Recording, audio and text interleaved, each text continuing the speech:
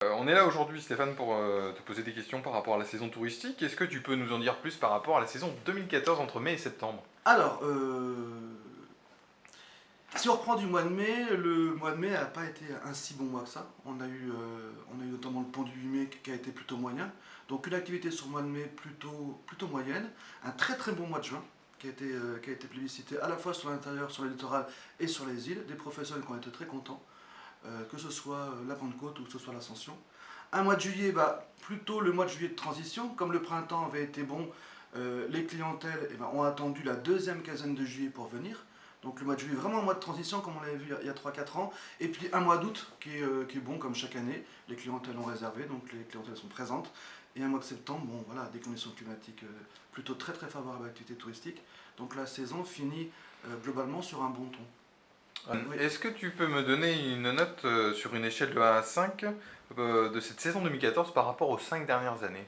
C'est une très bonne question. Alors, personnellement, je mettrais la note de 2 sur 5. Pourquoi? Parce que 2013 a été une saison relativement moyenne. On a eu des taux de fréquentation sur le printemps qui ont été relativement faibles.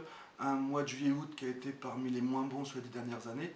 Donc, de fait, la saison 2014 avec le printemps qui a été relativement bon, le mois de septembre qui a été relativement bon, sera de fait légèrement supérieur à 2013. Elle sera supérieure à 2013. Mais on n'est pas dans des crues exceptionnelles. Donc voilà, c'est pour ça que je donnerai la note de 2 sur 5. Pour toi, Stéphane, quels sont les faits marquants par rapport aux clientèles reçues sur cette saison 2014 ou des activités pratiquées? Bon, le fait marquant, c'est l'Hermione. Donc ça, je pense que tout le monde le dira. Oui. Et puis également la clientèle étrangère présente pour le vélo. Vélodyssée, V43. Et là, on a des atouts à jouer pour convaincre ces clientèles de venir séjourner en Charente-Maritime.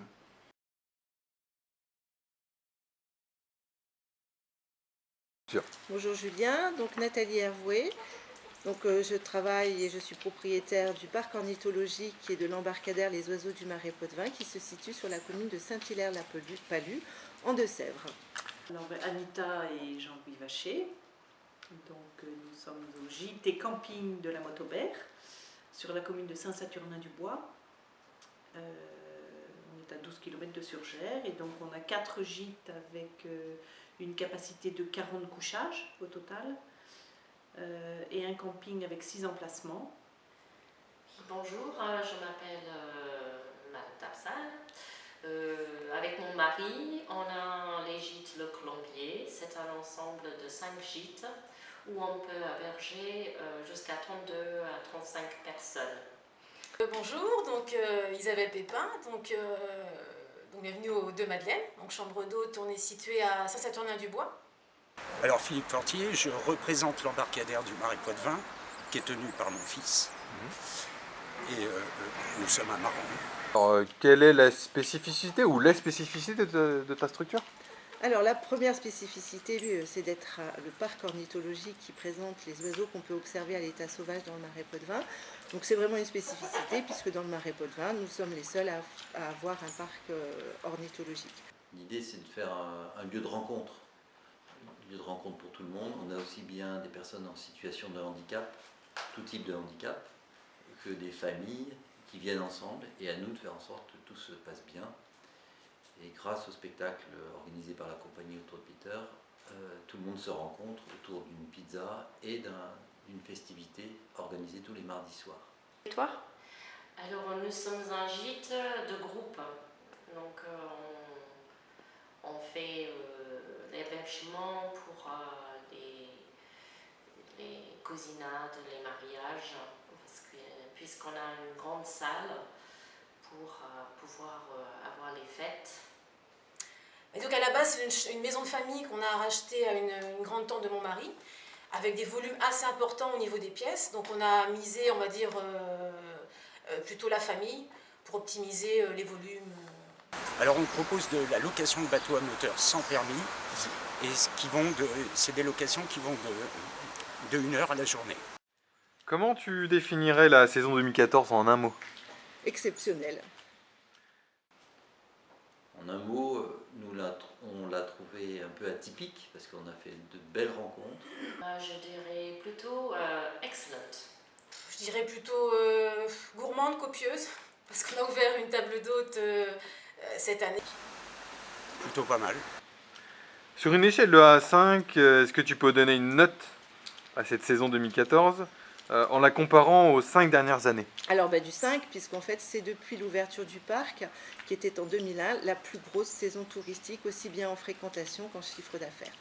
Moi je pense qu'elle pourrait se situer aux alentours entre 3 et 4. On ne peut pas dire qu'on soit en explosé en termes de chiffre d'affaires, mais on a renforcé notre clientèle camping, qui fonctionne bien et qui viennent de plus en plus de l'étranger, notamment des pays du Nord. Oui, très bien marché pour nous, oui. Je miserais sur 4. Parce que c'est vrai que nous, on a ouvert avec une chambre, on termine avec 3, donc j'ai pas vraiment de recul au niveau de... Mais je dirais 4.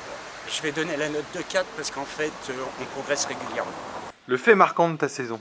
Alors le film le plus marquant qui a été aussi un très bel événement pour nous, c'est de recevoir un couple de cigognes noires. Des choses un peu atypiques aussi, c'est-à-dire nos artistes plus les techniciens sont venus se baigner dans la piscine avec tout le monde, et après on les a accueillis à manger tous ensemble chez nous, puis ils sont allés vers les spectateurs, vers la grange pour préparer leur spectacle. Alors, quelque chose que j'ai jamais vu, c'est en fait les grelons comme de la neige fin juillet. En pleine saison, des étrangers qui réservent, donc par booking, sans les citer, qui arrivent. J'attendais assez, ils nous avaient prévenu qu'ils arriveraient assez tard. Finalement, ils sont arrivés, il était minuit. Je vous avoue, j'étais au lit. Donc, ils ont frappé dans une maison à côté.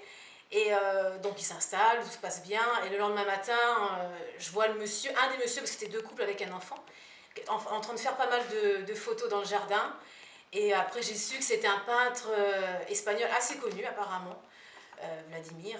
On a eu des jours avec beaucoup de monde. Oui, on s'est pris des petits jus, Okay. des doublages de réservation. Quels sont tes projets, tes envies, tes vœux pour 2015?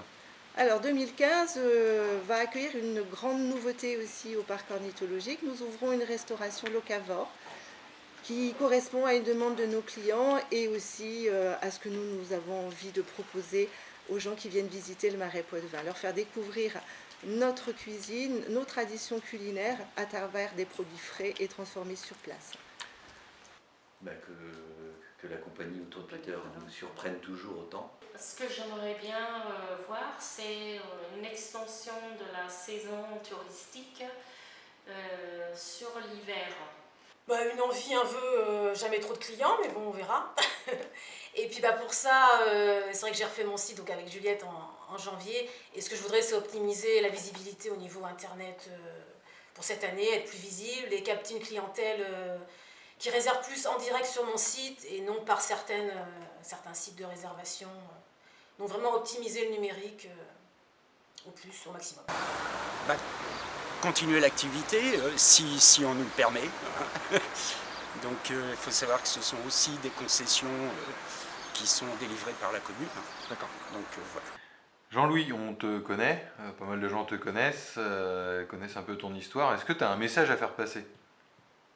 Nous, on souhaiterait que les élus comprennent que le tourisme, c'est vraiment un fait important pour le développement du territoire et que nous, en Aunis, on a énormément d'atouts et qu'il faut simplement les révéler au plus possible auprès des personnes qu'on accueille, mais aussi auprès des habitants eux-mêmes, qui ne connaissent pas forcément leur territoire ou qui n'ont pas pris l'habitude de prendre du recul par rapport à ce territoire.